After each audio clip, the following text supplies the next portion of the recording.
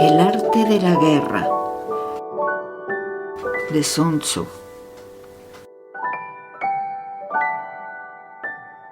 Capítulo 1. Sobre la evaluación. Sun Tzu dice: la guerra es de vital importancia para el Estado. Es el dominio de la vida o de la muerte, el camino hacia la supervivencia o la pérdida del imperio. Es forzoso manejarla bien. No reflexionar seriamente sobre todo lo que le concierne es dar prueba de una culpable indiferencia en lo que respecta a la conservación o pérdida de lo que nos es más querido, y eso no debe ocurrir entre nosotros. Hay que valorarla en términos de 5 factores fundamentales y hacer comparaciones entre diversas condiciones de los bandos rivales con vistas a determinar el resultado de la guerra. El primero de estos factores es la doctrina, el segundo, el tiempo, el tercero, el terreno, el cuarto, el mando y el quinto, la disciplina.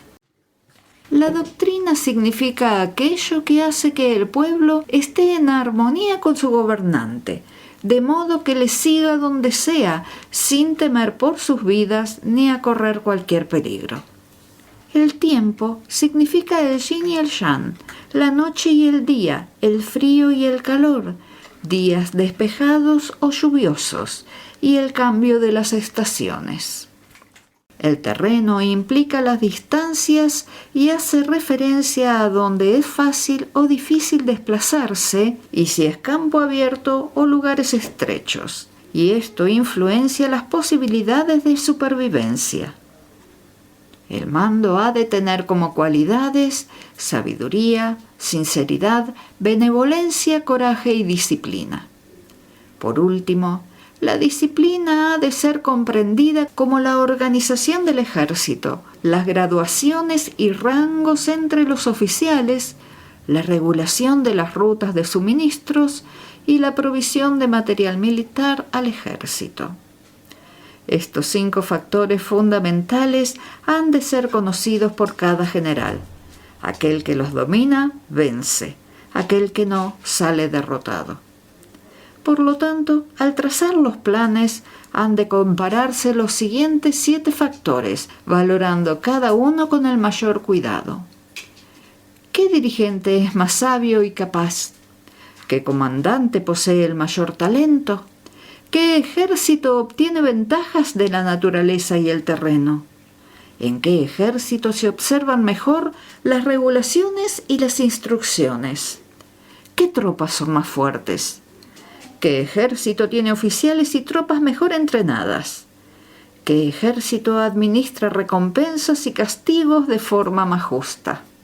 Mediante el estudio de estos 7 factores, seré capaz de adivinar cuál de los 2 bandos saldrá victorioso y cuál será derrotado. El general que siga mi consejo es seguro que vencerá. Ese general ha de ser mantenido al mando. Aquel que ignore mi consejo ciertamente será derrotado. Ese debe ser destituido.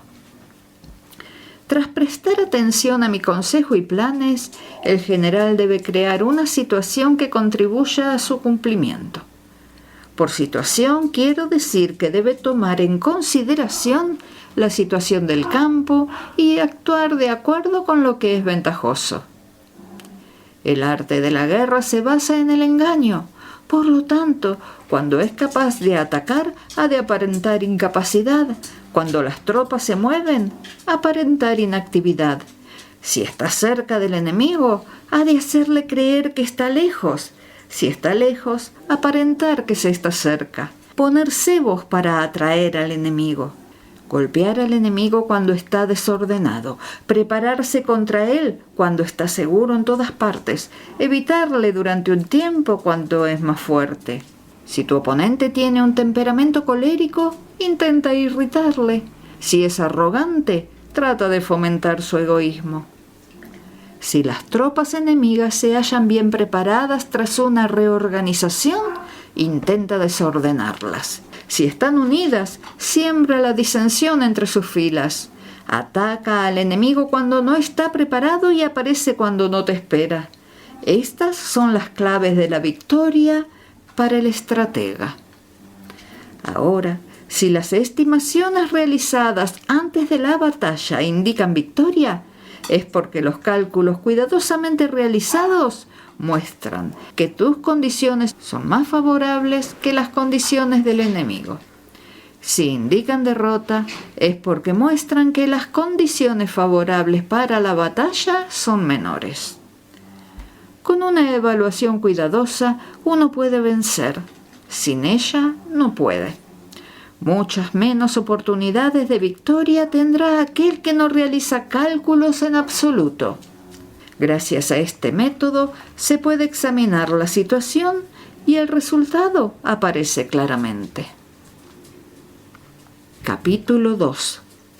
Sobre la iniciación de las acciones. Una vez comenzada la batalla, aunque estés ganando, de continuar por mucho tiempo desanimará a tus tropas y embotará tu espalda. Si estás sitiando una ciudad, agotarás tus fuerzas. Si mantienes a tu ejército durante mucho tiempo en campaña, tus suministros se agotarán. Las armas son instrumentos de mala suerte. Emplearlas por mucho tiempo producirá calamidades. Como se ha dicho, los que a hierro matan, a hierro mueren. Cuando tus tropas están desanimadas, tu espada embotada, agotadas tus fuerzas y tus suministros son escasos, hasta los tuyos se aprovecharán de tu debilidad para sublevarse. Entonces, aunque tengas consejeros sabios, al final no podrás hacer que las cosas salgan bien. Por esta causa, he oído hablar de operaciones militares que han sido torpes y repentinas, pero nunca he visto a ningún experto en el arte de la guerra que mantuviese la campaña por mucho tiempo. Nunca es beneficioso para un país dejar que una operación militar se prolongue por mucho tiempo. Como se dice comúnmente, sé rápido como el trueno que retumba antes de que hayas podido taparte los oídos, veloz como el relámpago que relumbra antes de haber podido pestañear. Por lo tanto, los que no son totalmente conscientes de la desventaja de servirse de las armas no pueden ser totalmente conscientes de las ventajas de utilizarlas. Los que utilizan los medios militares con pericia no activan a sus tropas 2 veces, ni proporcionan alimentos en 3 ocasiones con un mismo objetivo. Esto quiere decir que no se debe movilizar al pueblo más de una sola vez por campaña, y que inmediatamente, después de alcanzar la victoria, no se debe regresar al propio país para hacer una segunda movilización. Al principio esto significa proporcionar alimentos para las propias tropas, pero después se quitan los alimentos al enemigo. Si tomas los suministros de armas de tu propio país, pero quitas los alimentos al enemigo, puedes estar bien abastecido de armamento y de provisiones. Cuando un país se empobrece a causa de las operaciones militares, se debe al transporte de provisiones desde un lugar distante. Si las transportas desde un lugar distante, el pueblo se empobrecerá. Los que habitan cerca de donde está el ejército pueden vender sus cosechas a precios elevados, pero se acaba de este modo el bienestar de la mayoría de la población. Cuando se transportan las provisiones muy lejos, la gente se arruina a causa del alto costo. En los mercados cercanos al ejército, los precios de las mercancías se aumentan. Por lo tanto, las largas campañas militares constituyen una lacra para el país. Cuando se agotan los recursos, los impuestos se recaudan bajo presión. Cuando el poder y los recursos se han agotado, se arruina el propio país. Se priva al pueblo de gran parte de su presupuesto, mientras que los gastos del gobierno para armamento se elevan. Los habitantes constituyen la base de un país. Los alimentos son la felicidad del pueblo. El príncipe debe respetar este hecho y ser sobrio y austero en sus gastos públicos. En consecuencia, un general inteligente lucha por desproveer al enemigo de sus alimentos. Cada porción de alimentos tomados al enemigo equivale a 20 que te suministras a ti mismo. Así pues, lo que arrasa al enemigo es la imprudencia y la motivación de los tuyos en asumir los beneficios de los adversarios. Cuando recompenses a tus hombres con los beneficios que ostentaban los adversarios, los harás luchar por propia iniciativa, y así podrás tomar el poder y la influencia que tenía el enemigo. Es por esto por lo que se dice que donde hay grandes recompensas, hay hombres valientes.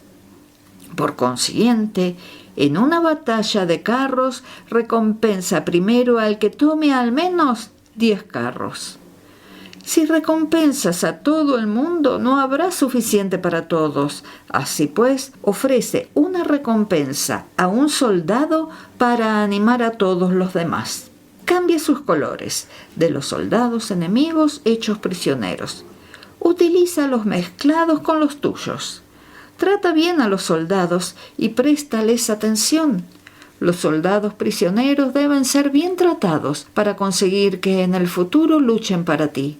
A esto se llama vencer al adversario e incrementar por añadidura tus propias fuerzas. Si utilizas al enemigo para derrotar al enemigo, serás poderoso en cualquier lugar a donde vayas.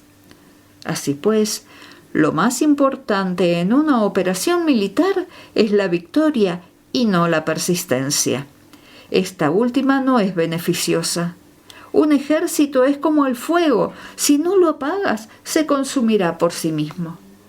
Por lo tanto, sabemos que el que está a la cabeza del ejército está a cargo de las vidas de los habitantes y de la seguridad de la nación. Capítulo 3. Sobre las proposiciones de la victoria y la derrota. Como regla general, es mejor conservar a un enemigo intacto que destruirlo. Capturar a sus soldados para conquistarlos y dominar a sus jefes. Un general decía: practica las artes marciales, calcula la fuerza de tus adversarios, haz que pierdan su ánimo y dirección, de manera que aunque el ejército enemigo esté intacto, sea inservible. Esto es ganar sin violencia. Si destruyes al ejército enemigo y matas a sus generales, asaltas sus defensas disparando, reúnes a una muchedumbre y usurpas un territorio, todo esto es ganar por la fuerza. Por eso, los que ganan todas las batallas no son realmente profesionales. Los que consiguen que se rindan impotentes los ejércitos ajenos sin luchar son los mejores maestros del arte de la guerra. Los guerreros superiores atacan mientras los enemigos están proyectando sus planes. Luego deshacen sus alianzas. Por eso, un gran emperador decía: el que lucha por la victoria frente a espadas desnudas no es un buen general. La peor táctica es atacar a una ciudad. Asediar, acorralar a una ciudad solo se lleva a cabo como último recurso. Emplea no menos de 3 meses en preparar tus artefactos y otros 3 para coordinar los recursos para tu asedio. Nunca se debe atacar por cólera y con prisas. Es aconsejable tomarse tiempo en la planificación y coordinación del plan. Por lo tanto, un verdadero maestro de las artes marciales vence a otras fuerzas enemigas sin batalla, conquista otras ciudades sin asediarlas y destruye a otros ejércitos sin emplear mucho tiempo. Un maestro experto en las artes marciales deshace los planes de los enemigos, estropea sus relaciones y alianzas, le corta los suministros o bloquea su camino, venciendo mediante estas tácticas sin necesidad de luchar. Es imprescindible luchar contra todas las facciones enemigas para obtener una victoria completa, de manera que su ejército no quede acuartelado y el beneficio sea total. Esta es la ley del asedio estratégico. La victoria completa se produce cuando el ejército no lucha, la ciudad no es asediada, la destrucción no se prolonga durante mucho tiempo y en cada caso el enemigo es vencido por el empleo de la estrategia. Así pues, la regla de la utilización de las fuerzas es la siguiente. Si tus fuerzas son 10 veces superiores a las del adversario, rodéalo. Si son 5 veces superiores, atácalo. Si son 2 veces superiores, divídelo. Si tus fuerzas son iguales en número, lucha si te es posible. Si tus fuerzas son inferiores, mantente continuamente en guardia, pues el más pequeño fallo te acarrearía las peores consecuencias. Trata de mantenerte al abrigo y evita en lo posible un enfrentamiento abierto con él. La prudencia y la firmeza de un pequeño número de personas pueden llegar a cansar y a dominar incluso a numerosos ejércitos. Este consejo se aplica en los casos en que todos los factores son equivalentes. Si tus fuerzas están en orden mientras que las suyas están inmersas en el caos, si tú y tus fuerzas están con ánimo y ellos desmoralizados, entonces, aunque sean más numerosos, puedes entrar en batalla. Si tus soldados, tus fuerzas, tu estrategia y tu valor son menores que las de tu adversario, entonces debes retirarte y buscar una salida. En consecuencia, si el bando más pequeño es obstinado, cae prisionero del bando más grande.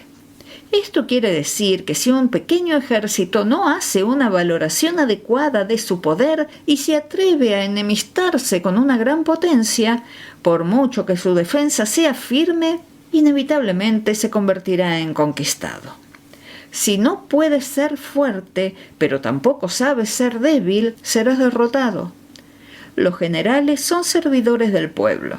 Cuando su servicio es completo, el pueblo es fuerte. Cuando su servicio es defectuoso, el pueblo es débil. Así pues, existen 3 maneras en las que un príncipe lleva al ejército al desastre. Cuando un príncipe, ignorando los hechos, ordena avanzar a sus ejércitos o retirarse cuando no deben hacerlo.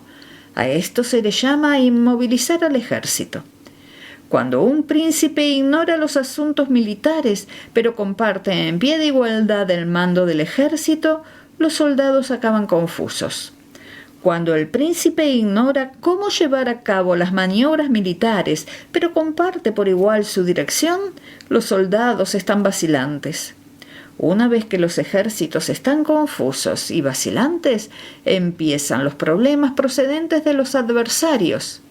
A esto se le llama perder la victoria por trastornar el aspecto militar. Si intentas utilizar los métodos de un gobierno civil para dirigir una operación militar, la operación será confusa. Triunfan aquellos que saben cuándo luchar y cuándo no. Saben discernir cuándo utilizar muchas o pocas tropas. Tienen tropas cuyos rangos superiores e inferiores tienen el mismo objetivo. Se enfrentan con preparativos a enemigos desprevenidos. Tienen generales competentes y no limitados por sus gobiernos civiles. Estas 5 son las maneras de conocer al futuro vencedor. Hablar de que el príncipe sea el que da las órdenes en todo es como si el general le solicitase permiso al príncipe para poder apagar un fuego. Para cuando sea autorizado ya no quedan sino cenizas. Si conoces a los demás y te conoces a ti mismo, ni en 100 batallas correrás peligro. Si no conoces a los demás, pero te conoces a ti mismo, perderás una batalla y ganarás otras. Si no conoces a los demás, ni te conoces a ti mismo, correrás peligro en cada batalla. Capítulo 4. Sobre la medida en la disposición de los medios. Antiguamente, los guerreros expertos se hacían a sí mismos invencibles en primer lugar y después aguardaban para descubrir la vulnerabilidad de sus adversarios. Hacerte invencible significa conocerte a ti mismo. Aguardar para descubrir la vulnerabilidad del adversario significa conocer a los demás. La invencibilidad está en uno mismo, la vulnerabilidad en el adversario. Por eso, los guerreros expertos pueden ser invencibles, pero no pueden hacer que sus adversarios sean vulnerables. Si los adversarios no tienen orden de batalla sobre el que informarse, ni negligencias o fallos de los que aprovecharse, ¿cómo puedes vencerlos, aunque estén bien pertrechados? Por esto es por lo que se dice que la victoria puede ser percibida, pero no fabricada. La invencibilidad es una cuestión de defensa, la vulnerabilidad una cuestión de ataque. Mientras no hayas observado vulnerabilidades en el orden de batalla de los adversarios, oculta tu propia formación de ataque y prepárate para ser invencible, con la finalidad de preservarte. Cuando los adversarios tienen órdenes de batalla vulnerables, es el momento de salir a atacarlos. La defensa es para tiempos de escasez, el ataque para tiempos de abundancia. Los expertos en defensa se esconden en las profundidades de la tierra. Los expertos en maniobras de ataque se esconden en las más elevadas alturas del cielo. De esta manera pueden protegerse y lograr la victoria total. En situaciones de defensa, acalláis las voces y borráis las huellas. Escondidos como fantasmas y espíritus bajo tierra, invisibles para todo el mundo. En situaciones de ataque, vuestro movimiento es rápido y vuestro grito fulgurante, veloz como el trueno y el relámpago, para los que no se puede uno preparar, aunque vengan del cielo. Prever la victoria cuando cualquiera la puede conocer no constituye verdadera destreza. Todo el mundo elogia la victoria ganada en batalla, pero esa victoria no es realmente tan buena. Todo el mundo elogia la victoria en la batalla, pero lo verdaderamente deseable es poder ver el mundo de lo sutil y darte cuenta del mundo de lo oculto hasta el punto de ser capaz de alcanzar la victoria donde no existe forma. No se requiere mucha fuerza para levantar un cabello. No es necesario tener una vista aguda para ver el sol y la luna, ni se necesita tener mucho oído para escuchar el retumbar del trueno. Lo que todo el mundo conoce no se llama sabiduría. La victoria sobre los demás obtenida por medio de la batalla no se considera una buena victoria. En la antigüedad, los que eran conocidos como buenos guerreros vencían cuando era fácil vencer. Si solo eres capaz de asegurar la victoria tras enfrentarte a un adversario en un conflicto armado, esa victoria es una dura victoria. Si eres capaz de ver lo sutil y de darte cuenta de lo oculto, irrumpiendo antes del orden de batalla, la victoria así obtenida es una victoria fácil. En consecuencia, las victorias de los buenos guerreros no destacan por su inteligencia o su bravura. Así pues, las victorias que ganan en batalla no son debidas a la suerte. Sus victorias no son casualidades, sino que son debidas a haberse situado previamente en posición de poder ganar con seguridad, imponiéndose sobre los que ya han perdido de antemano. La gran sabiduría no es algo obvio. El mérito grande no se anuncia. Cuando eres capaz de ver lo sutil, es fácil ganar. ¿Qué tiene esto que ver con la inteligencia o la bravura? Cuando se resuelven los problemas antes de que surjan, ¿quién llama a esto inteligencia? Cuando hay victoria sin batalla, ¿quién habla de bravura? Así pues, los buenos guerreros toman posición en un terreno en el que no pueden perder y no pasan por alto las condiciones que hacen a su adversario proclive a la derrota. En consecuencia, un ejército victorioso gana primero y entabla la batalla después. Un ejército derrotado lucha primero e intenta obtener la victoria después. Esta es la diferencia entre los que tienen estrategia y los que no tienen planes premeditados. Los que utilizan bien las armas cultivan el camino y observan las leyes.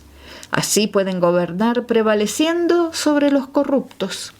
Servirse de la armonía para desvanecer la oposición, no atacar un ejército inocente, no hacer prisioneros o tomar botín por donde pasa el ejército, no cortar los árboles ni contaminar los pozos, limpiar y purificar los templos de las ciudades y montañas del camino que atraviesas.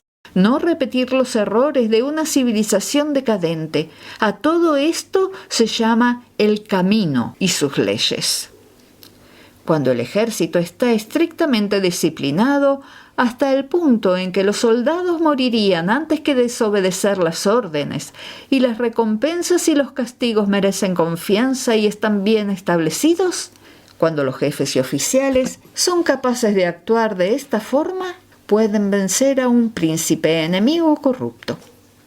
Las reglas militares son 5: medición, valoración, cálculo, comparación y victoria.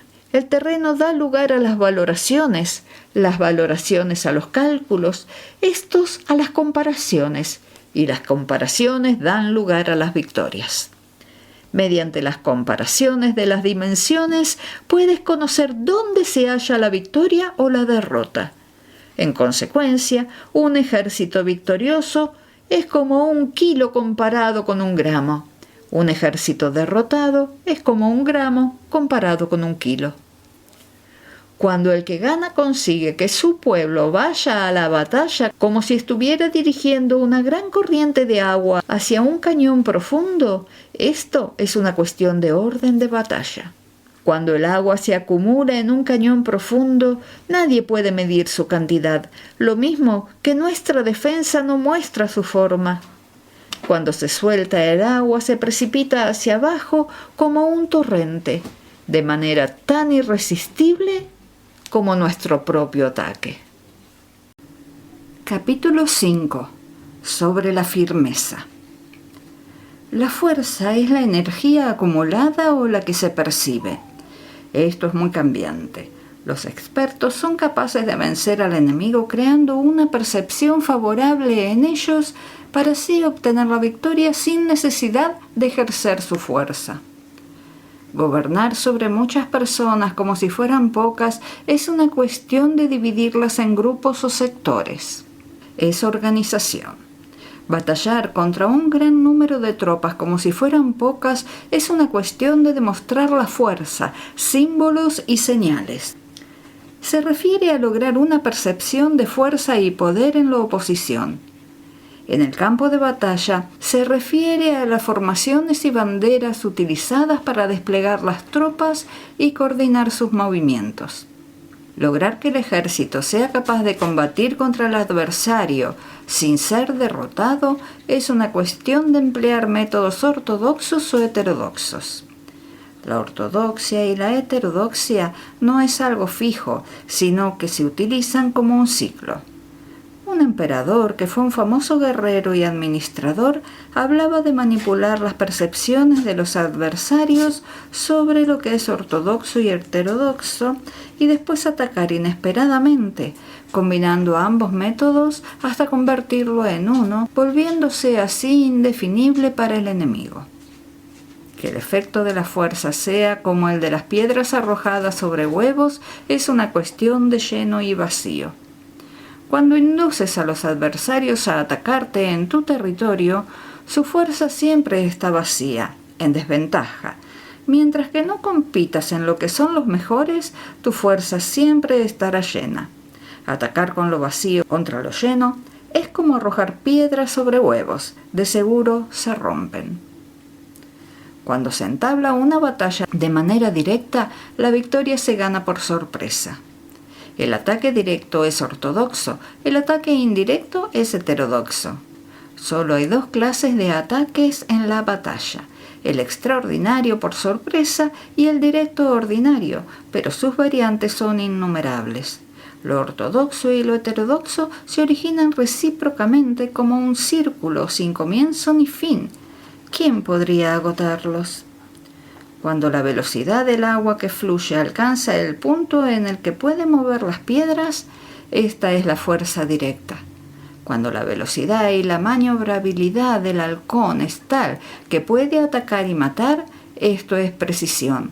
Lo mismo ocurre con los guerreros expertos. Su fuerza es rápida, su precisión certera. Su fuerza es como disparar una catapulta, su precisión es dar en el objetivo previsto y causar el efecto esperado. El desorden llega del orden, la cobardía surge del valor, la debilidad brota de la fuerza. Si quieres fingir desorden para convencer a tus adversarios y distraerlos, primero tienes que organizar el orden, porque solo entonces puedes crear un desorden artificial. Si quieres fingir cobardía para conocer la estrategia de los adversarios, primero tienes que ser extremadamente valiente, porque solo entonces puedes actuar como tímido de manera artificial.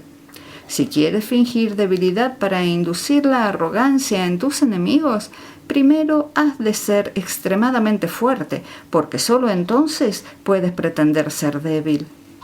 El orden y el desorden son una cuestión de organización. La cobardía es una cuestión. Valentía y la de ímpetu, la fuerza y la debilidad son solo una cuestión de la formación en la batalla. Cuando un ejército tiene la fuerza del ímpetu, percepción, incluso el tímido se vuelve valiente. Cuando pierde la fuerza del ímpetu, incluso el valiente se convierte en tímido. Nada está fijado en las leyes de la guerra. Estas se desarrollan sobre la base del ímpetu. Con astucia se puede anticipar y lograr que los adversarios se convenzan a sí mismos de cómo proceder y moverse. Les ayuda a caminar por el camino que les traza. Hace moverse a los enemigos con la perspectiva del triunfo para que caigan en la emboscada. Los buenos guerreros buscan la efectividad en la batalla a partir de la fuerza del ímpetu, percepción, y no dependen solo de la fuerza de sus soldados. Son capaces de escoger a la mejor gente, desplegarlos adecuadamente y dejar que la fuerza del ímpetu logre sus objetivos. Cuando hay entusiasmo, convicción, orden, organización, recursos, compromiso de los soldados, tienes la fuerza del ímpetu y el tímido es valeroso. Así es posible asignar a los soldados por sus capacidades, habilidades y encomendarles deberes y responsabilidades adecuadas. El valiente puede luchar, el cuidadoso puede hacer de centinela y el inteligente puede estudiar, analizar y comunicar. Cada cual es útil. Hacer que los soldados luchen permitiendo que la fuerza del ímpetu haga su trabajo es como hacer rodar rocas. Las rocas permanecen inmóviles cuando están en un lugar plano, pero ruedan en un plano inclinado. Se quedan fijas cuando son cuadradas, pero giran si son redondas. Por lo tanto, cuando se conduce a los hombres a la batalla con astucia, el ímpetu es como rocas redondas que se precipitan montaña abajo. Esta es la fuerza que produce la victoria. Capítulo 6. Sobre lo lleno y lo vacío. Los que anticipan, se preparan y llegan primero al campo de batalla y esperan al adversario están en posición descansada. Los que llegan los últimos al campo de batalla, los que improvisan y entablan la lucha, quedan agotados. Los buenos guerreros hacen que los adversarios vengan a ellos y de ningún modo se dejan atraer fuera de su fortaleza. Si haces que los adversarios vengan a ti para combatir, su fuerza estará siempre vacía. Si no sales a combatir, tu fuerza estará siempre llena. Este es el arte de vaciar a los demás y de llenarte a ti mismo. Lo que impulsa a los adversarios a venir hacia ti por propia decisión es la perspectiva de ganar. Lo que desanima a los adversarios de ir hacia ti es la probabilidad de sufrir daños. Cuando los adversarios están en posición favorable, debes cansarlos. Cuando están bien alimentados, cortar los suministros. Cuando están descansando, hacer que se pongan en movimiento. Ataca inesperadamente haciendo que los adversarios se agoten corriendo para salvar sus vidas.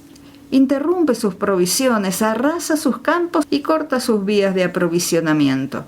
Aparece en lugares críticos y ataca donde menos se lo esperen, haciendo que tengan que acudir al rescate. Aparece donde no puedan ir, dirígete hacia donde menos se lo esperen. Para desplazarte cientos de kilómetros sin cansancio, atraviesa tierras despobladas.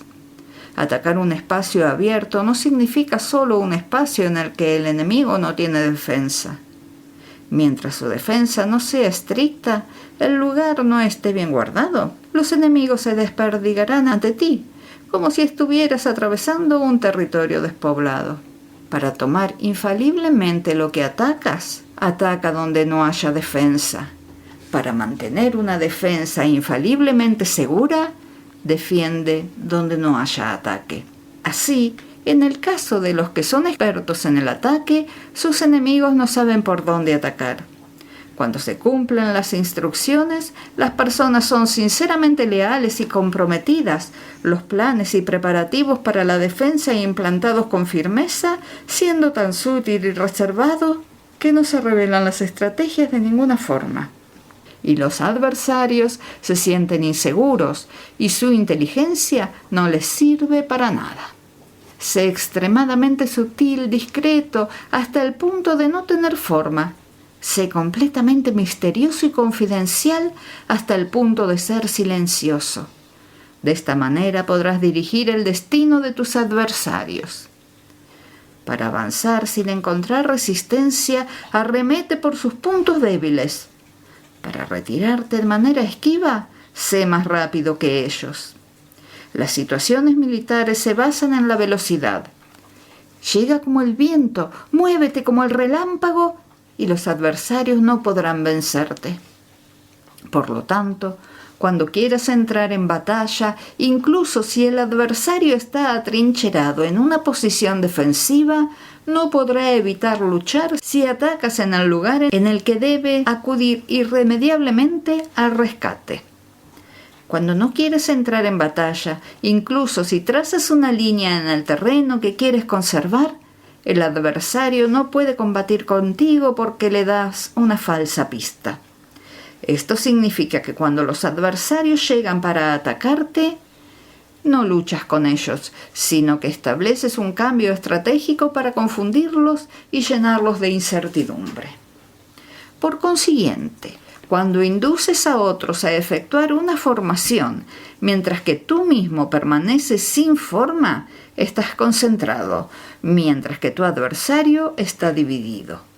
Haz que los adversarios vean como extraordinario lo que es ordinario para ti.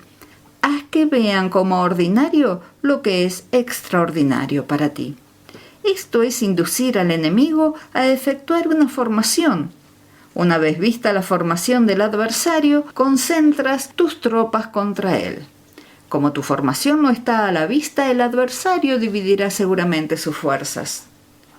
Cuando estás concentrado formando una sola fuerza, mientras que el enemigo está dividido en 10, estás atacando a una concentración de 1 contra 10, así que tus fuerzas superan a las suyas. Si puedes atacar a unos pocos soldados con muchos, diezmarás el número de tus adversarios. Cuando estás fuertemente atrincherado, te has hecho fuerte tras buenas barricadas y no dejas filtrar ninguna información sobre tus fuerzas. Sal afuera sin información precisa, ataca y conquista de manera incontenible. No han de conocer dónde piensas librar la batalla, porque cuando no se conoce, el enemigo destaca muchos puestos de vigilancia, y en el momento en el que se establecen numerosos puestos, solo tienes que combatir contra pequeñas unidades. Así pues, cuando su vanguardia está preparada, su retaguardia es defectuosa, y cuando su retaguardia está preparada, su vanguardia presenta puntos débiles. Las preparaciones de su ala derecha significarán carencias en su ala izquierda. Las preparaciones por todas partes significará ser vulnerable por todas partes. Esto significa que cuando las tropas están de guardia en muchos lugares, están forzosamente desperdigadas en pequeñas unidades. Cuando se dispone de pocos soldados, se está a la defensiva contra el adversario, y el que dispone de muchos hace que el enemigo tenga que defenderse. Cuantas más defensas induces a adoptar a tu enemigo, más debilitado quedará. Así, si conoces el lugar y la fecha de la batalla, puedes acudir a ella aunque estés a 1000 kilómetros de distancia. Si no conoces el lugar y la fecha de la batalla, entonces tu flanco izquierdo no puede salvar al derecho, tu vanguardia no puede salvar a tu retaguardia, y tu retaguardia no puede salvar a tu vanguardia, ni siquiera en un territorio de unas pocas docenas de kilómetros.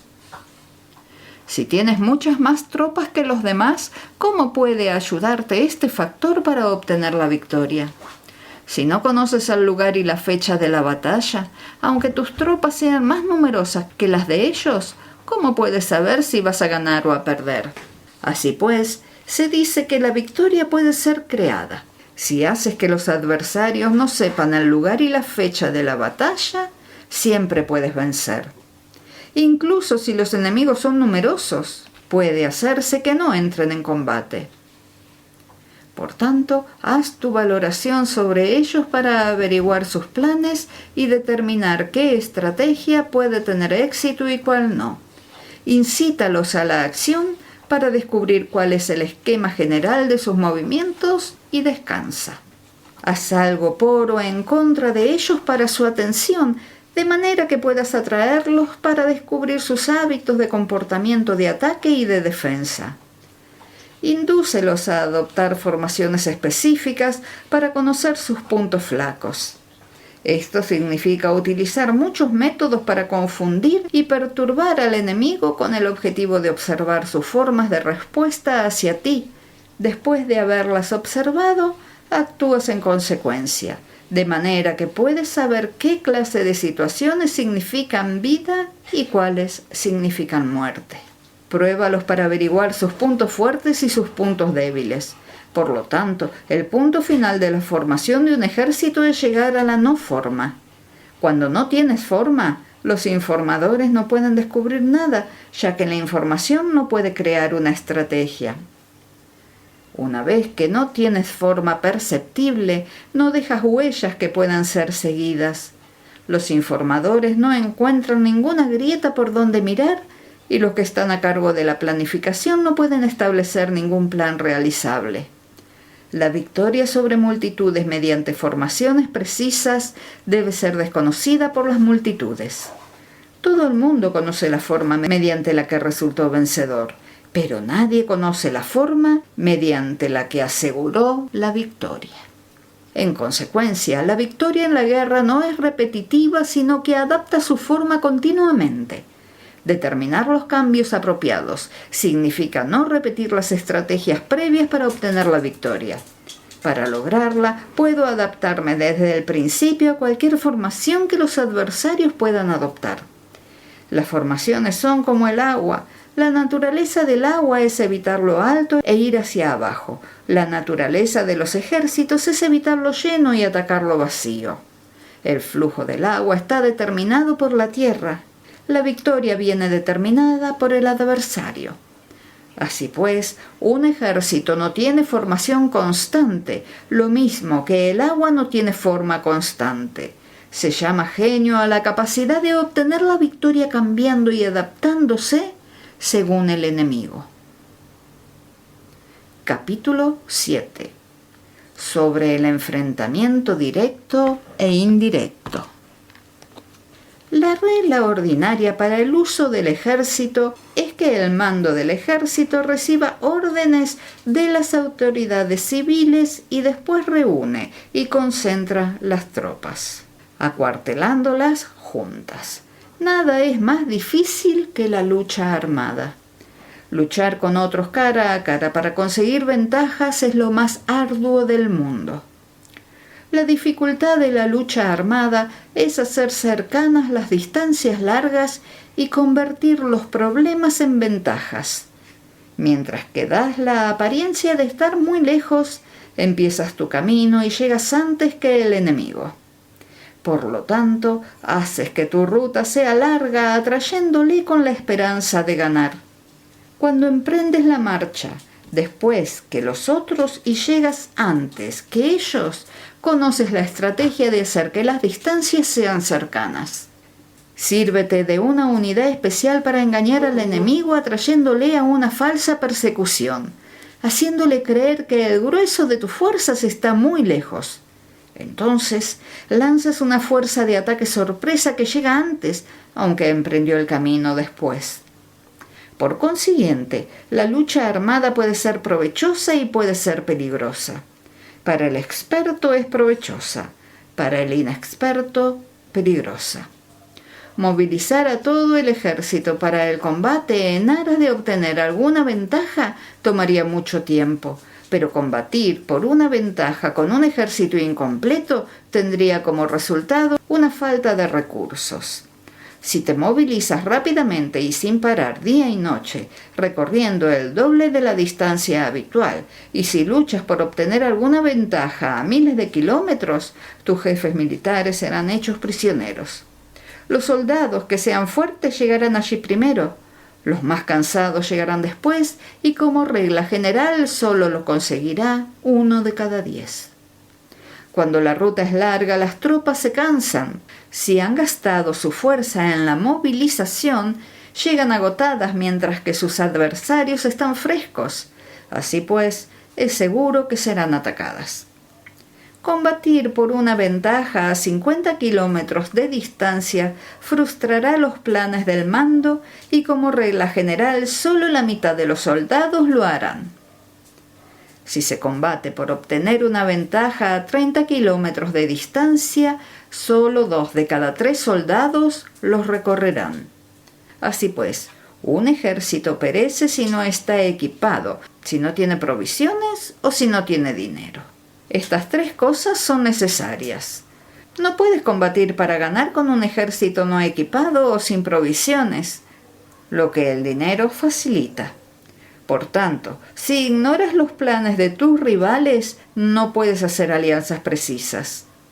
A menos que conozcas las montañas y los bosques, los desfiladeros y los pasos, y la condición de los pantanos, no puedes maniobrar con una fuerza armada.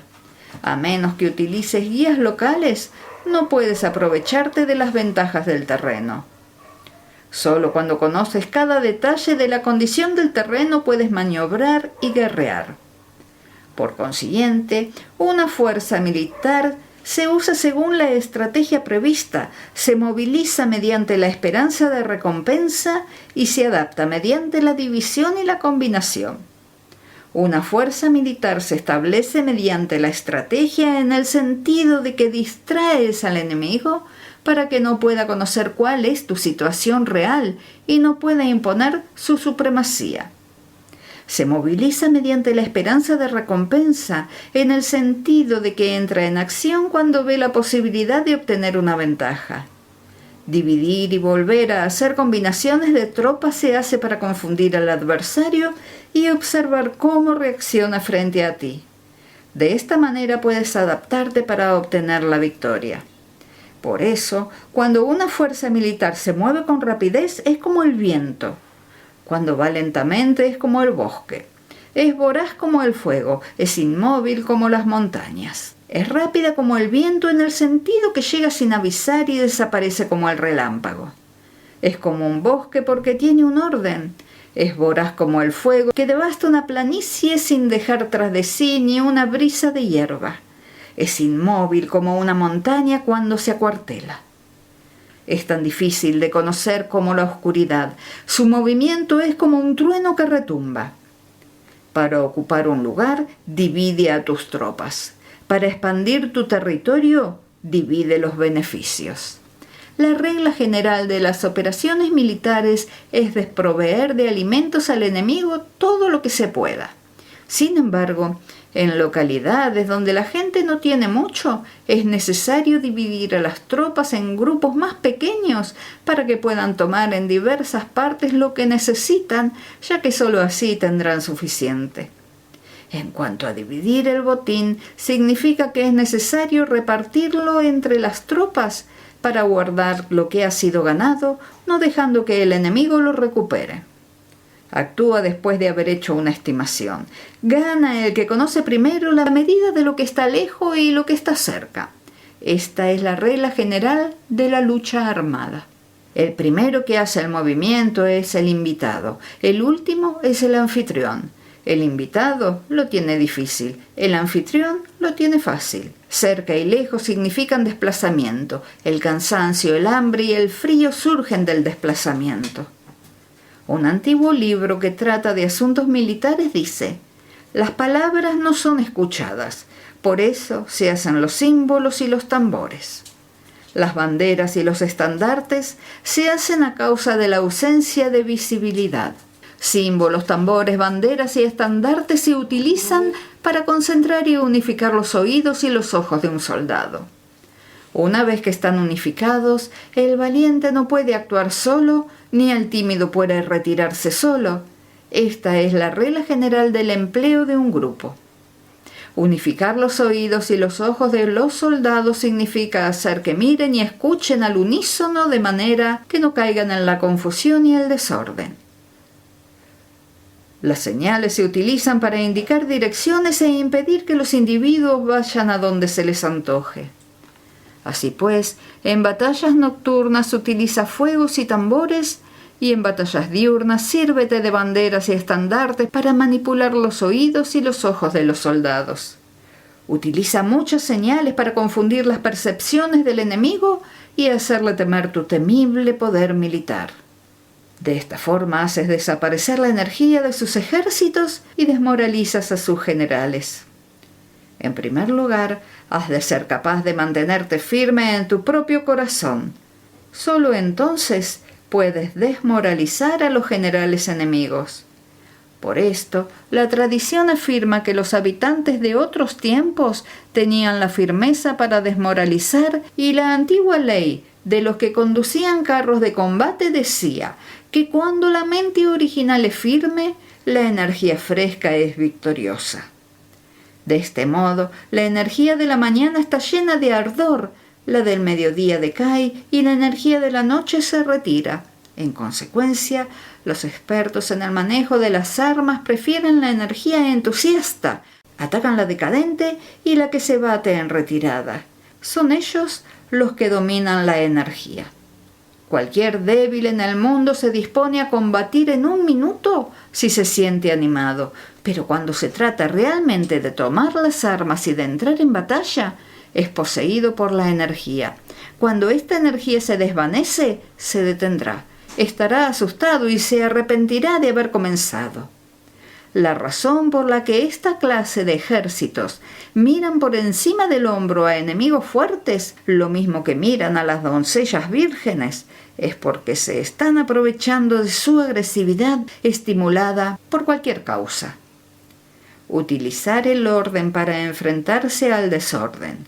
Utilizar la calma para enfrentarse con los que se agitan. Esto es dominar el corazón.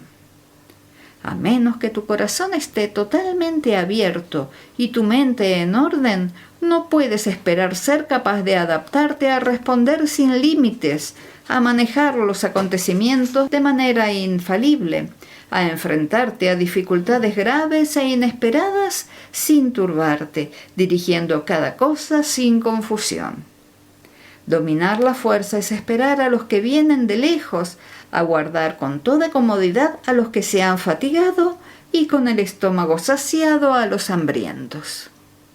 Esto es lo que se quiere decir cuando se habla de atraer a otros hacia donde estás, al tiempo que evitas ser inducido a ir hacia donde están ellos. Evitar la confrontación contra formaciones de combate bien ordenadas y no atacar grandes batallones constituye el dominio de la adaptación. Por tanto, la regla general de las operaciones militares es no enfrentarse a una gran montaña ni oponerse al enemigo de espaldas a ésta. Esto significa que si los adversarios están en un terreno elevado, no debes atacarles cuesta arriba, y que cuando efectúan una carga cuesta abajo, no debes hacerles frente. No persigas a los enemigos cuando finjan una retirada, ni ataques tropas expertas. Si los adversarios huyen de repente antes de agotar su energía, seguramente hay emboscadas esperándote para atacar a tus tropas.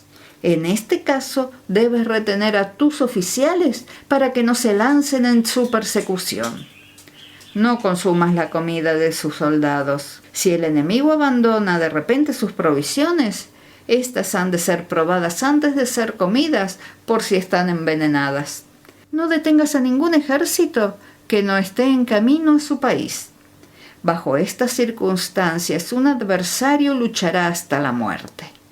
Hay que dejarle una salida a un ejército rodeado. Muéstrales una manera de salvar la vida para que no estén dispuestos a luchar hasta la muerte, y así podrás aprovecharte para atacarles. No presiones a un enemigo desesperado. Un animal agotado seguirá luchando, pues esa es la ley de la naturaleza. Estas son las leyes de las operaciones militares. Capítulo 8. Sobre los 9 cambios.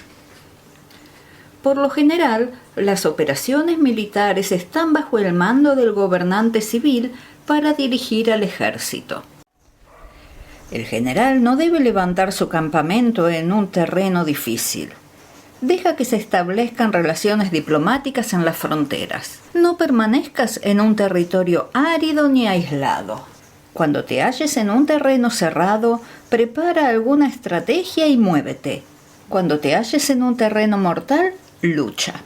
Terreno cerrado significa que existen lugares escarpados que te rodean por todas partes, de manera que el enemigo tiene movilidad, que puede llegar e irse con libertad, pero a ti te es difícil salir y volver. Cada ruta debe ser estudiada para que sea la mejor. Hay rutas que no debes usar, ejércitos que no han de ser atacados, ciudades que no deben ser rodeadas, terrenos sobre los que no se debe combatir y órdenes de gobernantes civiles que no deben ser obedecidas. En consecuencia, los generales que conocen las variables posibles para aprovecharse del terreno saben cómo manejar las fuerzas armadas. Si los generales no saben cómo adaptarse de manera ventajosa, aunque conozcan la condición del terreno, no pueden aprovecharse de él. Si están al mando de ejércitos, pero ignoran las artes de la total adaptabilidad, aunque conozcan el objetivo a lograr, no pueden hacer que los soldados luchen por él. Si eres capaz de ajustar la campaña, cambiar conforme al ímpetu de las fuerzas, entonces la ventaja no cambia, y los únicos que son perjudicados son los enemigos. Por esta razón no existe una estructura permanente. Si puedes comprender totalmente este principio, puedes hacer que los soldados actúen en la mejor forma posible. Por lo tanto, las consideraciones de la persona inteligente siempre incluyen el analizar objetivamente el beneficio y el daño. Cuando considera el beneficio, su acción se expande. Cuando considera el daño, sus problemas pueden resolverse. El beneficio y el daño son interdependientes y los sabios los tienen en cuenta. Por ello, lo que retiene a los adversarios es el daño, lo que les mantiene ocupados es la acción y lo que les motiva es el beneficio. Cansa a los enemigos manteniéndolos ocupados y no dejándoles respirar. Pero antes de lograrlo, tienes que realizar previamente tu propia labor. Esa labor consiste en desarrollar un ejército fuerte, un pueblo próspero, una sociedad armoniosa y una manera ordenada de vivir. Así pues, la norma general de las operaciones militares consiste en no contar con que el enemigo no acuda, sino confiar en tener los medios de enfrentarte a él. No contar con que el adversario no ataque, sino confiar en poseer lo que no puede ser atacado. Si puedes recordar siempre el peligro cuando estás a salvo y el caos en tiempos de orden, permanece atento al peligro y al caos mientras no tengan todavía forma y evítalos antes de que se presenten. Esta es la mejor estrategia de todas. Por esto, existen 5 rasgos que son peligrosos en los generales.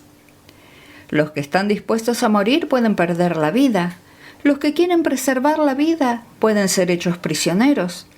Los que son dados a los apasionamientos irracionales pueden ser ridiculizados.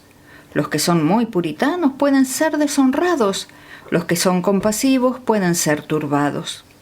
Si te presentas en un lugar que con toda seguridad los enemigos se precipitarán a defender, las personas compasivas se apresurarán invariablemente a rescatar a sus habitantes, causándose a sí mismos problemas y cansancio.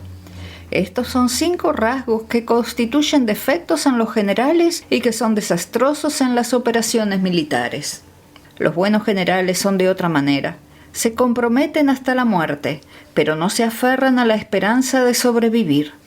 Actúan de acuerdo con los acontecimientos en forma racional y realista, sin dejarse llevar por las emociones ni estar sujetos a quedar confundidos. Cuando ven una buena oportunidad, son como tigres. En caso contrario, cierran sus puertas. Su acción y su no acción son cuestiones de estrategia y no pueden ser complacidos ni enfadados. Capítulo 9. Sobre la distribución de los medios. Las maniobras militares son el resultado de los planes y las estrategias en la manera más ventajosa para ganar. Determinan la movilidad y efectividad de las tropas. Si vas a colocar tu ejército en posición de observar al enemigo, atraviesa rápido las montañas y vigílalos desde un valle. Considera el efecto de la luz y mantente en la posición más elevada del valle. Cuando combatas en una montaña, ataca desde arriba hacia abajo y no al revés. Combate estando cuesta abajo y nunca cuesta arriba. Evita que el agua divida tus fuerzas. Aléjate de las condiciones desfavorables lo antes que te sea posible. No te enfrentes a los enemigos dentro del agua. Es conveniente dejar que pasen la mitad de sus tropas y en ese momento dividirlas y atacarlas. No te sitúes río abajo, no camines en contra de la corriente ni en contra del viento. Si acampas en la ribera de un río, tus ejércitos pueden ser sorprendidos de noche, empujados a ahogarse o se les puede colar veneno en la corriente. Tus barcas no deben ser amarradas corriente abajo para impedir que el enemigo aproveche la corriente lanzando sus barcas contra ti. Si atraviesas pantanos, hazlo rápidamente. Si te encuentras frente a un ejército en medio de un pantano, permanece cerca de tus plantas acuáticas o respaldado por los árboles. En una llanura, toma posiciones desde las que sea fácil maniobrar, manteniendo las elevaciones del terreno detrás y a tu derecha, estando las partes más bajas delante y las más altas detrás. Generalmente, un ejército prefiere un terreno elevado y evita un terreno bajo, aprecia la luz y detesta la oscuridad. Los terrenos elevados son estimulantes y por lo tanto la gente se halla a gusto en ellos. Además, son convenientes para adquirir la fuerza del ímpetu. Los terrenos bajos son húmedos, lo cual provoca enfermedades y dificulta el combate.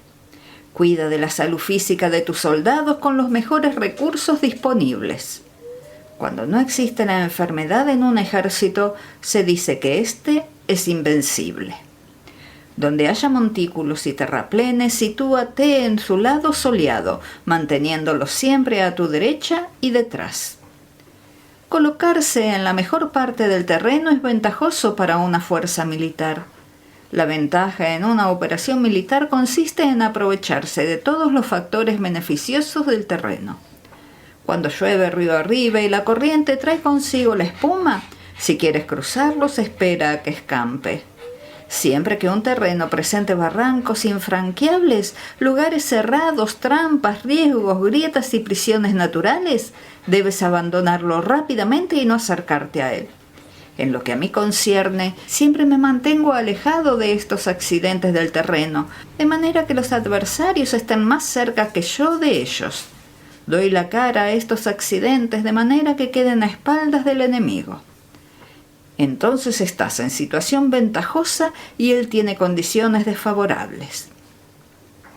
Cuando un ejército se está desplazando, si atraviesa territorios montañosos con muchas corrientes de agua y pozos, o pantanos cubiertos de juncos, o bosques vírgenes llenos de árboles y vegetación, es imprescindible escudriñarlos totalmente y con cuidado, ya que estos lugares ayudan a las emboscadas y a los espías. Es esencial bajar del caballo y escudriñar el terreno por si existen tropas escondidas para tenderte una emboscada. También podría ser que hubiera espías al acecho observándote y escuchando tus instrucciones y movimientos. Cuando el enemigo está cerca, pero permanece en calma, quiere decir que se halla en una posición fuerte. Cuando está lejos, pero intenta provocar hostilidades, quiere que avances. Si además su posición es accesible, eso quiere decir que le es favorable. Si un adversario no conserva la posición que le es favorable por las condiciones del terreno y se sitúa en otro lugar conveniente, debe ser porque existe alguna ventaja táctica para obrar de esa manera. Si se mueven los árboles, es que el enemigo se está acercando. Si hay obstáculos entre los matorrales, es que has tomado un mal camino. La idea de poner muchos obstáculos entre la maleza es hacerte pensar que existen tropas emboscadas escondidas en medio de ella. Si los pájaros alzan el vuelo, hay tropas emboscadas en el lugar. Si los animales están asustados, existen tropas atacantes. Si se elevan columnas de polvo altas y espesas, hay carros que se están acercando. Si son bajas y anchas, se acercan soldados a pie. Humaredas esparcidas significa que se está cortando leña. Pequeñas polvaredas que van y vienen indican que hay que levantar el campamento. Si los emisarios del enemigo pronuncian palabras humildes, mientras que éste incrementa sus preparativos de guerra, esto quiere decir que va a avanzar. Cuando se pronuncian palabras altisonantes y se avanza ostentosamente, es señal de que el enemigo se va a retirar. Si sus emisarios vienen con palabras humildes, envía espías para observar al enemigo y comprobarás que está aumentando sus preparativos de guerra. Cuando los carros ligeros salen en primer lugar y se sitúan en los flancos, están estableciendo un frente de batalla. Si los emisarios llegan pidiendo la paz sin firmar un tratado, significa que están tramando algún complot. Si el enemigo dispone rápidamente a sus carros en filas de combate, es que está esperando refuerzos. No se precipitarán para un encuentro ordinario si no entiende que les ayudará o debe haber una fuerza que se halla a distancia y que es esperada en un determinado momento para unir sus tropas y atacarte. Conviene prepararse inmediatamente para esta eventualidad. Si la mitad de sus tropas avanza y la otra mitad retrocede, es que el enemigo piensa atraerte a una trampa. El enemigo está fingiendo, en este caso, confusión y desorden para incitarte a que avances. Si los soldados enemigos se apoyan unos en otros, es que están hambrientos. Si los aguadores beben en primer lugar, es que las tropas están sedientas. Si el enemigo ve una ventaja pero no la aprovecha, es que está cansado. Si los pájaros se reúnen en el campo enemigo, es que el lugar está vacío. Si hay pájaros sobrevolando una ciudad, el ejército ha huido. Si se producen llamadas nocturnas, es que los soldados enemigos están atemorizados. Tienen miedo y están inquietos y por eso se llaman unos a otros. Si el ejército no tiene disciplina, esto quiere decir que el general no es tomado en serio. Si los estandartes se mueven, es que está sumido en la confusión. Las señales se utilizan para unificar al grupo.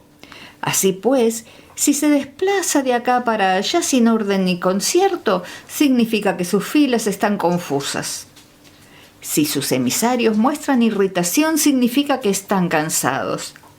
Si matan sus caballos para obtener carne, es que los soldados carecen de alimentos. Cuando no tienen marmitas y no vuelven a su campamento, son enemigos completamente desesperados.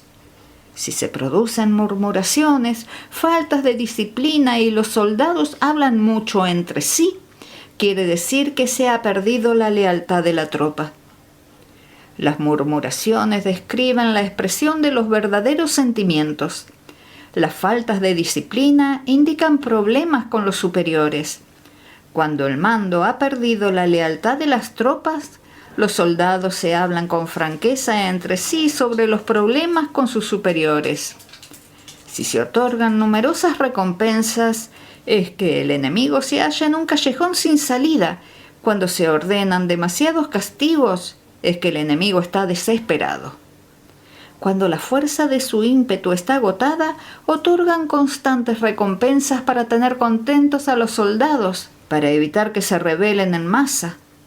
Cuando los soldados están tan agotados que no pueden cumplir las órdenes, son castigados una y otra vez para restablecer la autoridad.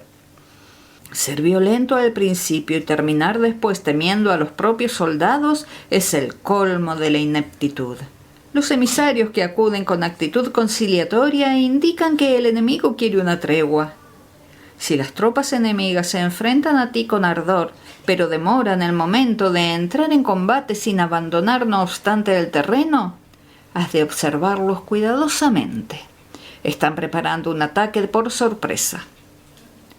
En asuntos militares no es necesariamente más beneficioso ser superior en fuerzas, solo evitar actuar con violencia innecesaria. Es suficiente con consolidar tu poder, hacer estimaciones sobre el enemigo y conseguir reunir tropas. Eso es todo. El enemigo que actúa aisladamente, que carece de estrategia y que toma a la ligera a sus adversarios, inevitablemente acabará siendo derrotado. Si tu plan no contiene una estrategia de retirada o posterior al ataque, sino que confías exclusivamente en la fuerza de tus soldados y tomas a la ligera a tus adversarios sin valorar su condición, con toda seguridad caerás prisionero. Si se castiga a los soldados antes de haber conseguido que sean leales al mando, no obedecerán y si no obedecen serán difíciles de emplear. Tampoco podrán ser empleados si no se lleva a cabo ningún castigo, incluso después de haber obtenido su lealtad. Cuando existe un sentimiento subterráneo de aprecio y confianza, y los corazones de los soldados están ya vinculados al mando, si se relaja la disciplina, los soldados se volverán arrogantes y será imposible emplearlos. Por lo tanto, dirígelos mediante el arte civilizado y unifícalos mediante las artes marciales. Esto significa una victoria continua. Arte civilizado significa humanidad y artes marciales significan reglamentos. Mándalos con humanidad y benevolencia, unifícalos de manera estricta y firme. Cuando la benevolencia y la firmeza son evidentes, es posible estar seguro de la victoria. Cuando las órdenes se dan de manera clara, sencilla y consecuente a las tropas, éstas las aceptan. Cuando las órdenes son confusas, contradictorias y cambiantes, las tropas no las aceptan o no las entienden. Cuando las órdenes son razonables, justas, sencillas, claras y consecuentes, existe una satisfacción recíproca entre el líder y el grupo. Capítulo 10. Sobre la topología. Algunos terrenos son fáciles, otros difíciles, algunos neutros, otros estrechos, accidentados o abiertos. Cuando el terreno sea accesible, sé el primero en establecer tu posición eligiendo las alturas soleadas. Una posición que sea adecuada para transportar los suministros. Así tendrás ventaja cuando libres la batalla. Cuando estés en un terreno difícil de salir, estás limitado. En este terreno, si tu enemigo no está preparado, puedes vencer si sigues adelante. Pero si el enemigo está preparado y sigues adelante, tendrás muchas dificultades para volver de nuevo a él, lo cual jugará en contra tuya. Cuando es un terreno desfavorable para ambos bandos, se dice que es un terreno neutro. En un terreno neutro, incluso si el adversario te ofrece una ventaja, no te aproveches de ella. Retírate, induciendo a salir a la mitad de las tropas enemigas, y entonces cae sobre él aprovechándote de esta condición favorable. En un terreno estrecho, si eres el primero en llegar, debes ocuparlo totalmente y esperar al adversario. Si él llega antes, no lo persigas si bloquea a los desfiladeros. Persíguelo solo si no los bloquea. En terreno accidentado, si eres el primero en llegar, debes ocupar sus puntos altos y soleados y esperar al adversario. Si éste los ha ocupado antes, retírate y no lo persigas. En un terreno abierto, la fuerza del ímpetu se encuentra igualada y es difícil provocarle a combatir de manera desventajosa para él. Entender estas 6 clases de terreno es la responsabilidad principal del general y es imprescindible considerarlos. Estas son las configuraciones del terreno. Los generales que las ignoran salen derrotados. Así pues, entre las tropas están las que huyen, las que se retraen, las que se derrumban, las que se rebelan y las que son derrotadas. Ninguna de estas circunstancias constituyen desastres naturales, sino que son debidas a los errores de los generales. Las tropas que tienen el mismo ímpetu, pero que atacan en proporción de 1 contra 10, salen derrotadas. Los que tienen tropas fuertes, pero cuyos oficiales son débiles, quedan retraídos. Los que tienen soldados débiles al mando de oficiales fuertes se verán en apuros. Cuando los oficiales superiores están encolerizados y son violentos y se enfrentan al enemigo por su cuenta y por despecho, y cuando los generales ignoran sus capacidades, el ejército se desmoronará. Como norma general, para poder vencer al enemigo, todo el mando militar debe tener una sola intención y todas las fuerzas militares deben cooperar. Cuando los generales son débiles y carecen de autoridad, cuando las órdenes no son claras, cuando oficiales y soldados no tienen solidez y las formaciones son anárquicas, se produce la revuelta. Los generales que son derrotados son aquellos que son incapaces de calibrar a los adversarios, entran en combate con fuerzas superiores en número o mejor equipadas y no seleccionan a sus tropas según los niveles de preparación de las mismas. Si empleas soldados sin seleccionar a los preparados de los no preparados, a los arrojados y a los timoratos, te estás buscando tu propia derrota. Estas son las 6 maneras de ser derrotado. La comprensión de estas situaciones es la responsabilidad suprema de los generales y deben ser consideradas. La primera es no calibrar el número de fuerzas. La segunda, la ausencia de un sistema claro de recompensas y castigos. La tercera, la insuficiencia de entrenamiento. La cuarta es la pasión irracional. La quinta es la ineficacia de la ley del orden. Y la sexta es el fallo de no seleccionar a los soldados fuertes y resueltos. La configuración del terreno puede ser un apoyo para el ejército, para los jefes militares. El curso de la acción adecuada es calibrar al adversario para asegurar la victoria y calcular los riesgos y las distancias. Salen vencedores los que libran batallas conociendo estos elementos. Salen derrotados los que luchan ignorándolos. Por lo tanto, cuando las leyes de la guerra señalan una victoria segura, es claramente apropiado entablar batalla, incluso si el gobierno ha dado órdenes de no atacar. Si las leyes de la guerra no indican una victoria segura, es adecuado no entrar en batalla aunque el gobierno haya dado la orden de atacar. De ese modo se avanza sin pretender la gloria, se ordena la retirada sin evitar la responsabilidad, con el único propósito de proteger a la población y en beneficio también del gobierno. Así se rinde un servicio valioso a la nación. Avanzar y retirarse en contra de las órdenes del gobierno no se hace por interés personal, sino para salvaguardar la vida de la población y en auténtico beneficio del gobierno. Servidores de esta talla son muy útiles para el pueblo. Mira por tus soldados como miras por un recién nacido. Así estarán dispuestos a seguirte hasta los valles más profundos. Cuida de tus soldados como cuidas de tus queridos hijos y morirán gustosamente contigo.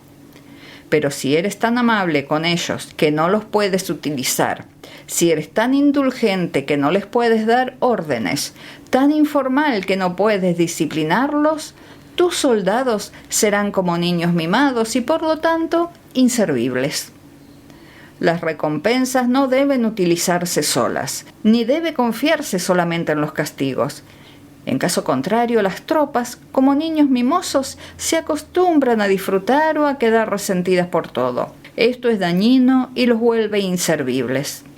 Si sabes que tus soldados son capaces de atacar, pero ignoras si el enemigo es invulnerable a un ataque, tienes solo la mitad de posibilidades de ganar.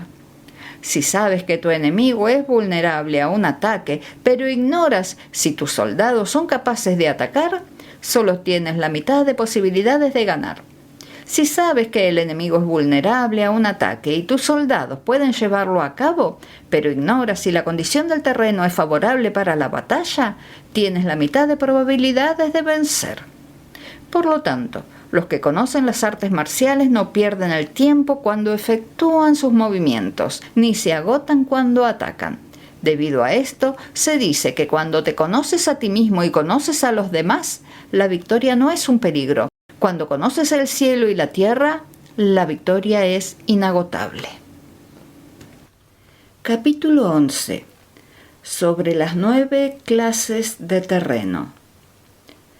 Conforme a las leyes de las operaciones militares, existen 9 clases de terreno.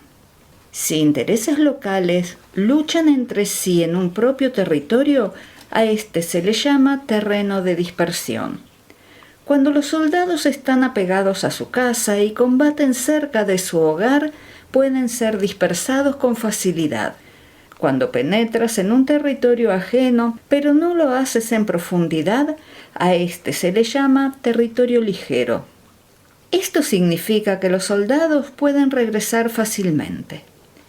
El territorio que puede resultarte ventajoso si lo tomas y ventajoso al enemigo si es él quien lo conquista, se llama terreno clave. Un terreno de lucha inevitable es cualquier enclave defensivo o paso estratégico. El territorio igualmente accesible para ti y para los demás se llama terreno de comunicación. El territorio que está rodeado por 3 territorios rivales y es el primero en proporcionar libre acceso a él a todo el mundo, se llama terreno de intersección. El terreno de intersección es aquel en el que convergen las principales vías de comunicación, uniéndolas entre sí. Sé el primero en ocuparlo y la gente tendrá que ponerse de tu lado. Si lo obtienes, te encuentras seguro. Si lo pierdes, corres peligro. Cuando penetras en profundidad en un territorio ajeno y dejas detrás muchas ciudades y pueblos, a este terreno se le llama difícil. Es un terreno del que es difícil regresar. Cuando atraviesas montañas boscosas, desfiladeros abruptos u otros accidentes difíciles de atravesar, a esto se le llama terreno desfavorable. Cuando el acceso es estrecho y la salida es tortuosa, de manera que una pequeña unidad enemiga puede atacarte aunque sus tropas sean más numerosas, a este se le llama terreno cercado. Si eres capaz de una gran adaptación, puedes atravesar este territorio. Si solo puedes sobrevivir en un territorio luchando con rapidez y si es fácil morir si no lo haces, a este se le llama terreno mortal. Las tropas que se encuentran en un terreno mortal están en la misma situación que si se encontraran en una barca que se hunde o en una casa ardiendo. Así pues, no combatas en un terreno de dispersión, no te detengas en un terreno ligero, no ataques en un terreno clave ocupado por el enemigo, no dejes que tus tropas sean divididas en un terreno de comunicación. En terrenos de intersección establece comunicaciones, en terrenos difíciles entra aprovisionado, en terrenos desfavorables continúa marchando, en terrenos cercados haz planes, en terrenos mortales lucha. En un terreno de dispersión los soldados pueden huir. Un terreno ligero es cuando los soldados han penetrado en territorio enemigo, pero todavía no tienen las espaldas cubiertas. Por eso, sus mentes no están realmente concentradas y no están listos para la batalla. No es ventajoso atacar al enemigo en un terreno clave. Lo que es ventajoso es llegar primero a él. No debe permitirse que quede aislado el terreno de comunicación para poder servirse de las rutas de suministros. En terrenos de intersección estarás a salvo si estableces alianzas. Si las pierdes, te encontrarás en peligro. En terrenos difíciles, entrar aprovisionado significa reunir todo lo necesario para estar allí mucho tiempo. En terrenos desfavorables, ya que no puedes atrincherarte en ellos, debes apresurarte a salir. En terrenos cercados, introduce tácticas sorpresivas. Si las tropas caen en un terreno mortal, todo el mundo luchará de manera espontánea. Por esto se dice, sitúa a las tropas en un terreno mortal y sobrevivirán. Los que eran antes considerados como expertos en el arte de la guerra eran capaces de hacer que el enemigo perdiera contacto entre su vanguardia y su retaguardia, la confianza entre las grandes y las pequeñas unidades, el interés recíproco por el bienestar de los diferentes rangos, el apoyo mutuo entre gobernantes y gobernados, el alistamiento de soldados y la coherencia de sus ejércitos. Estos expertos entraban en acción cuando les era ventajoso y se retenían en caso contrario. Introducían cambios para confundir al enemigo, atacándolos aquí y allá, aterrorizándolos y sembrando en ellos la confusión de tal manera que no le daban tiempo para hacer planes. Se podría preguntar cómo enfrentarse a fuerzas enemigas numerosas y bien organizadas que se dirigen hacia ti. La respuesta es quitarles en primer lugar algo que aprecien y después te escucharán. La rapidez de acción es el factor esencial de la condición de la fuerza militar. Aprovechándose de los errores de los adversarios, desplazándose por caminos que no esperan y atacando cuando no están en guardia. Esto significa que para aprovecharse de la falta de preparación, de visión y de cautela de los adversarios, es necesario actuar con rapidez y que sin dudas esos errores no te servirán de nada. En una invasión, por regla general, cuando más se adentran los invasores en el territorio ajeno, más fuertes se hacen, hasta el punto de que el gobierno nativo no puede ya expulsarlos. Escoge campos fértiles y las tropas tendrán suficiente para comer. Cuida de su salud, evita el cansancio, consolida su energía, aumenta su fuerza, que los movimientos de tus tropas y la preparación de tus planes sean insondables. Consolida la energía más entusiasta de tus tropas, ahorra las fuerzas sobrantes, mantén en secreto tus formaciones y tus planes, permaneciendo insondable para los enemigos, y espera a que se produzca un punto vulnerable para avanzar. Sitúa a tus tropas en un punto que no tenga salida, de manera que tengan que morir antes de poder escapar, porque ante la posibilidad de la muerte, ¿qué no estarán dispuestas a hacer? Los guerreros dan entonces lo mejor de sus fuerzas. Cuando se hallan ante un grave peligro, pierden el miedo. Cuando no hay ningún sitio a donde ir, permanecen firmes. Cuando están totalmente implicados en un terreno, se aferran a él. Si no tienen otra opción, lucharán hasta el final. Por esta razón, los soldados están vigilantes sin tener que ser estimulados, se alistan sin tener que ser llamados a filas, son amistosos sin necesidad de promesas y se puede confiar en ellos sin necesidad de órdenes.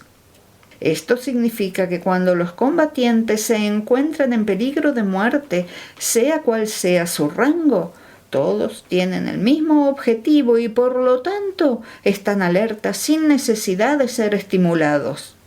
Tienen buena voluntad de manera espontánea y sin necesidad de recibir órdenes, y puede confiarse de manera natural en ellos sin promesas ni necesidad de jerarquía. Prohíbe los augurios para evitar las dudas y los soldados nunca te abandonarán. Si tus soldados no tienen riquezas, no es porque las desdeñen. Si no tienen más longevidad, no es porque no quieran vivir más tiempo.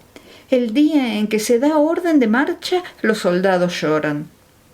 Así pues, una operación militar preparada con pericia debe ser como una serpiente veloz que contraataca con su cola cuando alguien le ataca por la cabeza.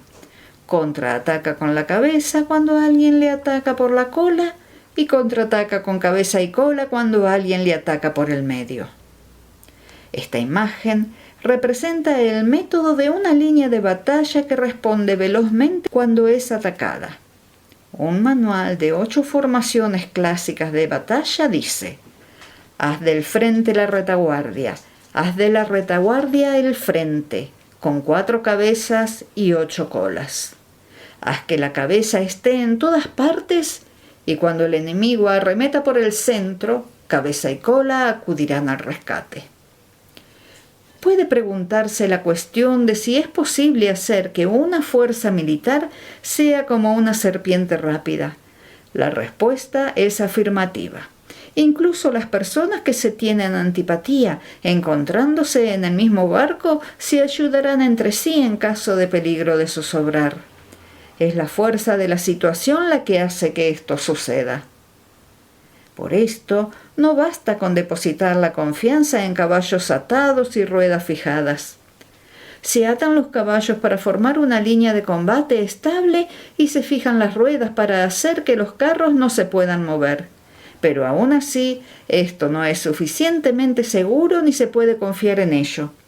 Es necesario permitir que haya variantes a los cambios que se hacen poniendo a los soldados en situaciones mortales, de manera que combatan de forma espontánea y se ayuden unos a otros codo con codo.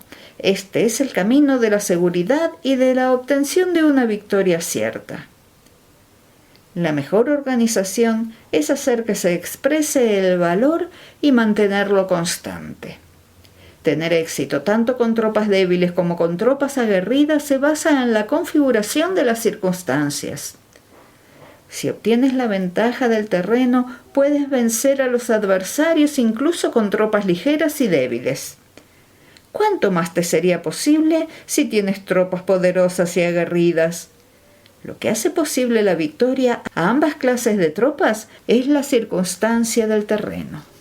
Por lo tanto, los expertos en operaciones militares logran la cooperación de la tropa de tal manera que dirigir un grupo es como dirigir a un solo individuo que no tiene más que una sola opción. Corresponde al general ser tranquilo, reservado, justo y metódico. Sus planes son tranquilos y absolutamente secretos para que nadie pueda descubrirlos. Su mando es justo y metódico, así que nadie se atreve a tomarlo a la ligera. Puede mantener a sus soldados sin información y en completa ignorancia de sus planes. Cambia sus acciones y revisa sus planes de manera que nadie pueda reconocerlos. Cambia de lugar su emplazamiento y se desplaza por caminos sinuosos de manera que nadie pueda anticiparse. Puedes ganar cuando nadie puede entender en ningún momento cuáles son tus intenciones. Dice un gran hombre: el principal engaño que se valora en las operaciones militares no se dirige solo a los enemigos, sino que empieza por las propias tropas para hacer que les sigan a uno sin saber a dónde van. Cuando un general fija una meta a sus tropas, es como el que sube a un lugar elevado y después retira la escalera. Cuando un general se adentra muy en el interior del territorio enemigo, está poniendo a prueba todo su potencial. Ha hecho quemar las naves a sus tropas y destruir sus casas. Así las conduce como un rebaño y todos ignoran hacia dónde se encaminan. Incumbe a los generales reunir a los ejércitos y ponerlos en situaciones peligrosas. También han de examinar las adaptaciones a los diferentes terrenos, las ventajas de concentrarse o dispersarse y las pautas de los sentimientos y situaciones humanas. Cuando se habla de ventajas y de desventajas de la concentración y de la dispersión, quiere decir que las pautas de los comportamientos humanos cambian según los diferentes tipos de terreno. En general, la pauta general de los invasores es unirse cuando están en el corazón del territorio enemigo, pero tienden a dispersarse cuando están en las franjas fronterizas. Cuando dejas tu territorio y atraviesas la frontera en una operación militar, te hallas en un terreno aislado. Cuando es accesible desde todos los puntos, es un terreno de comunicación. Cuando te adentras en profundidad, estás en un terreno difícil. Cuando penetras poco, estás en un terreno ligero. Cuando tus espaldas se hallan espesuras infranqueables y delante pasajes estrechos, estás en un terreno cercado. Cuando no haya ningún sitio a donde ir, se trata de un terreno mortal. Así pues, en un terreno de dispersión, yo unificaría las mentes de los soldados.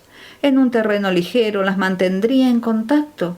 En un terreno clave les haría apresurarse para tomarlo. En un terreno de intersección prestaría atención a la defensa. En un terreno de comunicación establecería sólidas alianzas. En un terreno difícil aseguraría suministros continuados.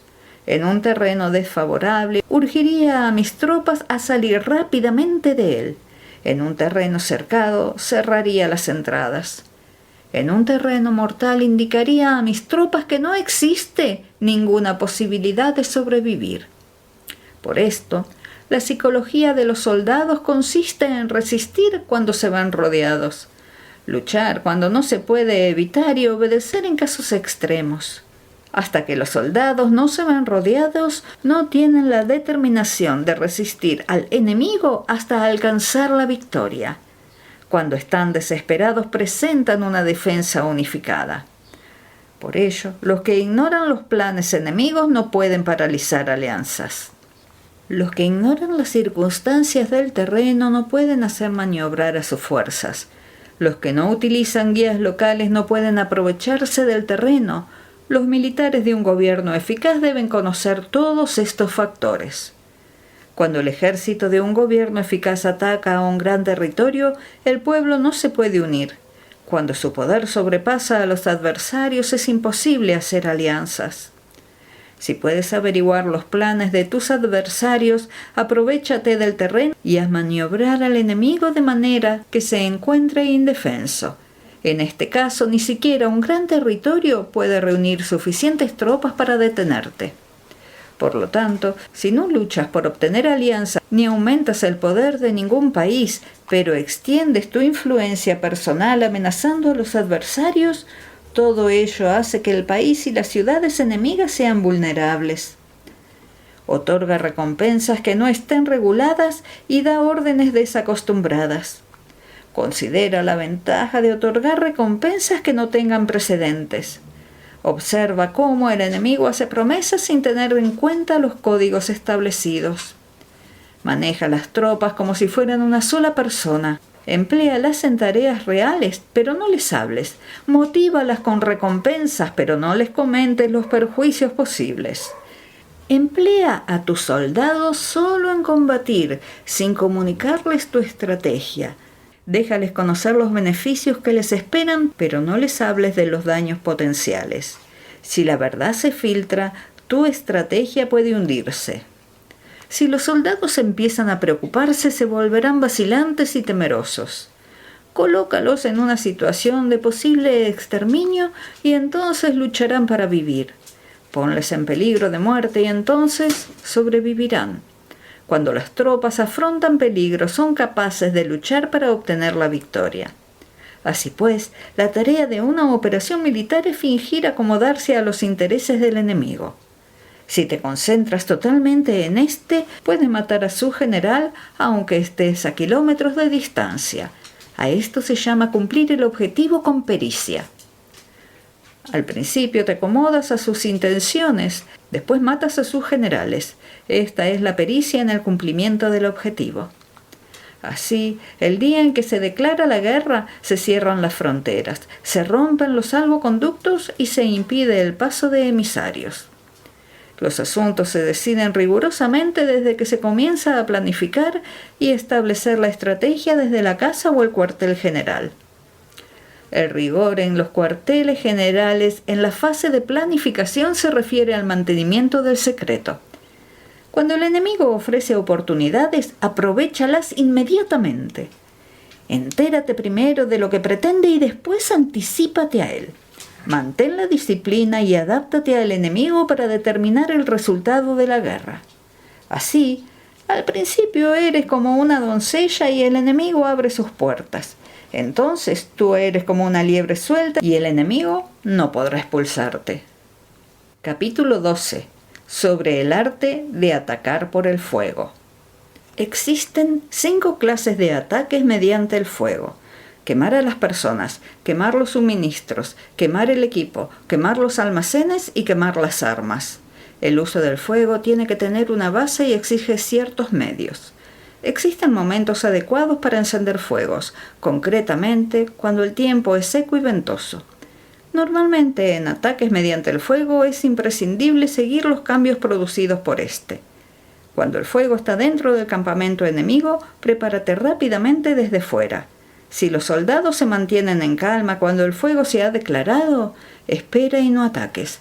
Cuando el fuego alcance su punto álgido, síguelo, si puedes. Si no, espera. En general, el fuego se utiliza para sembrar la confusión en el enemigo y así poder atacarle. Cuando el fuego puede ser prendido en campo abierto, no esperes a hacerlo en su interior. Hazlo cuando sea oportuno. Cuando el fuego sea atizado por el viento, no ataques en dirección contraria a este. No es eficaz luchar contra el ímpetu del fuego, porque el enemigo luchará en este caso hasta la muerte. Si ha soplado el viento durante el día, a la noche amainará. Un viento diurno cesará al anochecer, un viento nocturno cesará al amanecer.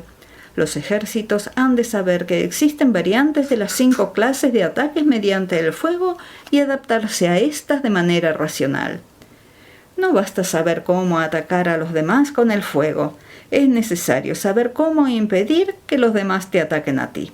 Así pues, la utilización del fuego para apoyar un ataque significa claridad y la utilización del agua para apoyar un ataque significa fuerza. El agua puede incomunicar, pero no puede arrasar. El agua puede utilizarse para dividir a un ejército enemigo, de manera que su fuerza se desuna y la tuya se fortalezca. Ganar combatiendo o llevar a cabo un asedio victorioso sin recompensar a los que han hecho méritos y se hace merecedor de ser llamado avaro. Por eso se dice que un gobierno esclarecido lo tiene en cuenta y que un buen mando militar recompensa el mérito. No moviliza a sus tropas cuando no hay ventajas que obtener, ni actúa cuando no hay nada que ganar, ni lucha cuando no existe peligro. Las armas son instrumentos de mal augurio y la guerra es un asunto peligroso. Es indispensable impedir una derrota desastrosa y por lo tanto no vale la pena movilizar un ejército por razones insignificantes. Las armas solo deben utilizarse cuando no existe otro remedio. Un gobierno no debe movilizar un ejército por ira y los jefes militares no deben provocar la guerra por cólera. Actúa cuando sea beneficioso, en caso contrario desiste. La ira puede convertirse en alegría y la cólera puede convertirse en placer, pero un pueblo destruido no puede hacerse renacer y la muerte no puede convertirse en vida. En consecuencia, un gobierno esclarecido presta atención a todo esto y un buen mando militar lo tiene en cuenta. Esta es la manera de mantener a la nación a salvo y de conservar intacto a su ejército. Capítulo 13. Sobre la concordia y la discordia. Una operación militar significa un gran esfuerzo para el pueblo, y la guerra puede durar muchos años para obtener una victoria de un día. Así pues, fallar en conocer la situación de los adversarios por economizar en aprobar gastos para investigar y estudiar a la oposición es extremadamente inhumano y no es típico de un buen jefe militar, de un consejero de gobierno ni de un gobernante victorioso. Por lo tanto, lo que posibilita a un gobierno inteligente y a un mando militar sabio vencer a los demás y lograr triunfos extraordinarios es contar con esa información esencial. La información previa no puede obtenerse de fantasmas ni espíritus, ni se puede tener por analogía, ni descubrir mediante cálculos. Debe obtenerse de personas que conozcan la situación del adversario. Existen 5 clases de espías: el espía nativo, el espía interno, el doble agente, el espía liquidable y el espía flotante. Cuando están activos todos ellos, nadie conoce sus rutas. A esto se le llama genio organizativo y se aplica al gobernante. Los espías nativos se contratan entre los habitantes de una localidad. Los espías internos se contratan entre los funcionarios enemigos. Los agentes dobles se contratan entre los espías enemigos. Los espías liquidables transmiten falsos datos a los espías enemigos. Los espías flotantes vuelven para traer sus informes.